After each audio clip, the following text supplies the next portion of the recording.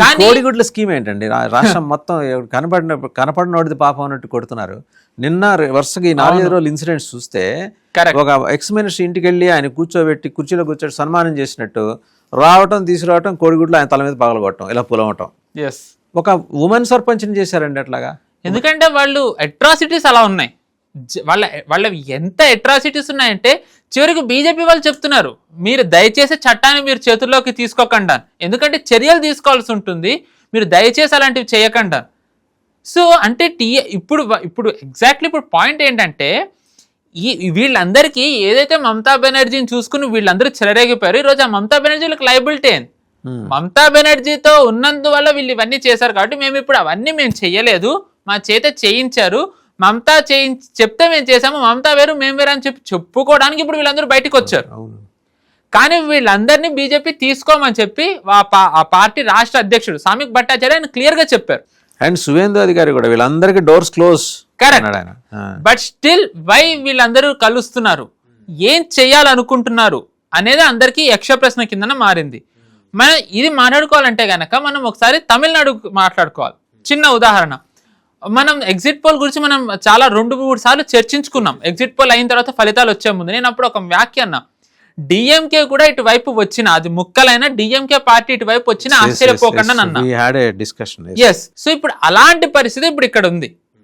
ఎందుకు అంటే బీజేపీ తీసుకుంటే చెడ్డ పేరు వస్తుందని తెలిసినా ఎందుకు వీళ్ళని ఇంకో వర్గంగా చేసి బీజేపీ వీళ్ళ వైపు పెట్టుకుందనే ప్రశ్న అందరికీ ఉంది. ఎందుకంటే దీనికి ఒకే ఒక్క సమాధానం, డీలిమిటేషన్ బిల్ పాస్ అవ్వాలి. ఎస్. ఎందుకంటే అంత పట్టుదల నాకు అర్థం కాదు. డీలిమిటేషన్ బిల్ కాదు కానీ డీలిమిటేషన్ సవరణ బిల్లు. ఎస్, డీలిమిటేషన్ సవరణ బిల్ సీట్లది ఎందుకు పాస్ చేయాలా, ఇది అందరికీ ఉన్న ప్రశ్నే. ఇప్పుడు ఇది బీజేపీ లెగసీ అవ్వబోతోంది. అంటే ఏంటంటే లాంగ్ టర్మ్ బీజేపీ ఉండాలి అంటే డీలిమిటేషన్ బిల్ పాస్ అవ్వాలి. అందుకనే ఈరోజు డిఎంకే కూడా బీజేపీని సమర్థించే స్థితికి వచ్చింది. మనం చూసుకున్నట్టయితే గనక డిఎంకేకున్న ఒకే ఒక్క అడ్డంకి ఏంటి, మాకు దక్షిణ భారతదేశంలో సీట్లు తగ్గిపోతాయని అమిత్ షా గారు అన్నారు, నాకు 1 గంట టైం ఇవ్వండి, బిల్లులో నేను ఇది పొందుపరుస్తానని. కానీ వాళ్ళు సమయం ఇవ్వకపోవడంతో అది రాలేదు. ఈసారి ఇప్పుడు వీళ్ళు పొందుపరుస్తున్నారు, అది వస్తోంది. టీఎంసీ వాళ్ళు ఆబ్వియస్లీ మమతా బెనర్జీ మీద ఉన్న కోపం, మమతా బెనర్జీ వర్గంలో ఉన్నారు కాబట్టి వాళ్ళు సమర్థించాలి. ఇప్పుడు బయటకు వచ్చారు కాబట్టి వాళ్ళు సమర్థించవచ్చు. సో ఏంటంటే వీళ్ళకి ఏదైతే బలం కావాలో ఆ బలాన్ని కూడా కట్టుకుంటున్నారు. మొన్న ఇండి మీటింగ్లో జేఎంఎం రాలేదు, జార్ఖండ్ ముక్తి మోర్చా కూడా రాలేదు. ఈరోజు వాళ్ళు కూడా వ్యతిరేకిస్తున్నారనే వార్తలు ఉన్నాయి. సో బీజేపీ ఏంటంటే హుక్ ఆర్ క్రుక్ వీళ్ళని అందుకే వీళ్ళ వైపు పెట్టుకుంటోంది. అండ్ చాలా మందికి ఇది కూడా నచ్చట్లేదు. డీలిమిటేషన్ బిల్లు పాస్ చేయడం కోసం హిందువులను ఇంతన్న డిఎంకేని కానివ్వండి వీళ్ళని కానివ్వండి హక్కును చేర్చుకుంటారా అని. రాజకీయాల్లో at the end of the day మనం అనుకున్నది పాస్ అవ్వాలి అంటే లేదా అంతే. బీజేపీ 2016లో పీడీపీతో పొత్తు పెట్టుకున్నప్పుడు తిట్టని వాళ్ళు లేరు. చాలా సంఘ్ వాళ్ళు కూడా వాళ్ళు పుంకాల ఆర్టికల్స్ రాశారు. ఎలాగ మీరు మెహబూబా ముఫ్తీతో పొత్తు పెట్టుకుంటారు, ఆ మెహబూబా ముఫ్తీ కూడా ఒక కారణం కదా కాశ్మీరీ పండిట్లు వెళ్ళిపోవడానికి. బీజేపీ మెయిన్ 3 పాయింట్స్ లో ఒకటి ఏదైతే ఆర్టికల్ 370 తీయడం, అది కూడా ముఖ్యమే కదా. కానీ బీజేపీ 3 ఏళ్ళు ఏం మాట్లాడలేదు. 3 ఏళ్ల తర్వాత పార్లమెంట్ లో వాళ్ళు పెట్టారు 370 తీస్తున్నామని. వాళ్ళు పార్లమెంట్ లో పెట్టడానికి వాళ్ళకి అది ఎలా సులభమైంది, ఎందుకంటే అసెంబ్లీలో వీళ్ళు రద్దు చేసేసారు. అసెంబ్లీ ఎలా రద్దయింది, ఎందుకంటే ఎవ్వరికి బలం లేకుండా చేయగలిగారు. వీళ్ళు ఫస్ట్ పొత్తు పెట్టుకోవడంతో వీళ్ళు బయటికి రావడంతో స్పీకర్ కి వేరే వాళ్ళని గవర్నమెంట్ ఫామ్ చేసే అవకాశం ఇవ్వకుండా వీళ్ళు చేయగలిగారు వ్యూహం. మెహబూబా ముఫ్తీ వీళ్ళకి ప్రత్యర్థే, కానీ ఆ ప్రత్యర్థిని వాడుకుని వాళ్ళని బలహీనపరిచారు. సో ఇప్పుడు అదే పని బీజేపీ చేస్తోంది. ఎందుకు చేస్తోంది అనేది మెయిన్ క్వశ్చన్. టీఎంసీని డిఎంకేని అండ్ లాంగ్ టర్మ్ లో వీళ్ళు ఉండరు. బీజేపీ ఖచ్చితంగా వీళ్ళని పెట్టుకోదు. డీలిమిటేషన్ వరకే వీళ్ళ అవసరం. ఎందుకు అంటే డీలిమిటేషన్ గనక ఒక్కసారి పాస్ అయితే 2029లో 850 సీట్లు అటు ఇటుగా అవుతాయని అంటున్నారు. బీజేపీ 850 సీట్లు ఆర్ ఎన్డీఏ కూటమికి 850 సీట్లు సాధ్యం, కానీ యూపీఏకి ఆర్ ఇండియా అలయన్స్ కి 850 సీట్స్ ఇంపాసిబుల్. రాసిస్తాను ఇప్పుడు. ఎందుకంటే 2024 ఎలక్షన్స్ లో చాలా మంది బీజేపీ యూపీలో సెట్ బ్యాక్ వచ్చింది, అఖిలేష్కి ఇన్ని సీట్లు వచ్చాయి, రాహుల్ గాంధీ పార్టీ ఇన్ని సీట్లు గెలిచింది అంటారు. మనం చూసుకున్నట్టయితే అఖిలేష్ యాదవ్ సీట్లు ఇవ్వడానికి కారణం ఏంటంటే అఖిలేష్ యాదవ్ దగ్గర అంతమంది అభ్యర్థులు లేరు.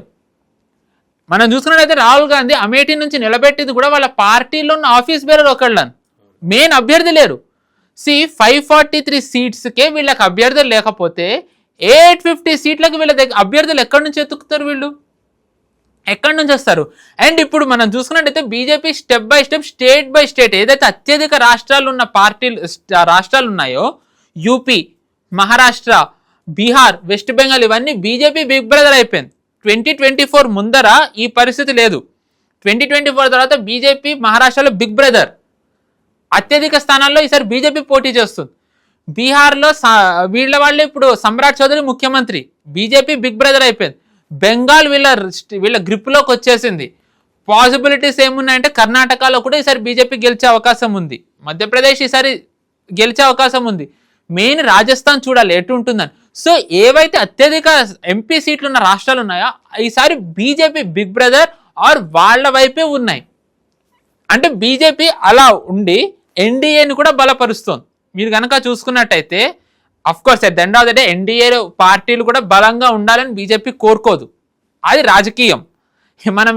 మనం బీజేపీని మీరు చూసారా ఈ భారత్ మంటపంలో జరిగిన మీటింగ్ సమావేశం? ఎస్, ఎన్డీఏ పాలిత రాష్ట్రాల ముఖ్యమంత్రులు, మాజీలు, కీలకమైన నాయకులు, నితీష్ కుమార్ ఒక్కళ్ళు చాలా ఐసోలేటెడ్గా అట్లా వచ్చి అందరినీ ఆయన అరవిష్ చేస్తూ కనిపించారు. ఇంకా ఏదో రాంగ్ సిగ్నల్ అని కనిపిస్తుంది. రాంగ్ సిగ్నల్ ఏం లేదండి.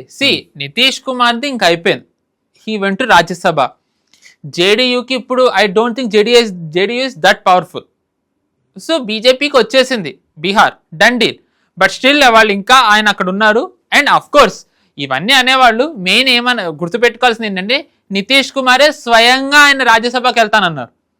ఆయనే ఆ సమ్రాట్ చౌదరిని ఏమంటారు పవర్ ట్రాన్స్ఫర్ చేశారు. సో మేబీ ఆయన వాట్ ఎవర్ రీజన్ మనకేం బయటికి రాలేదు, మనకేం తెలియదు. But NDA is intact.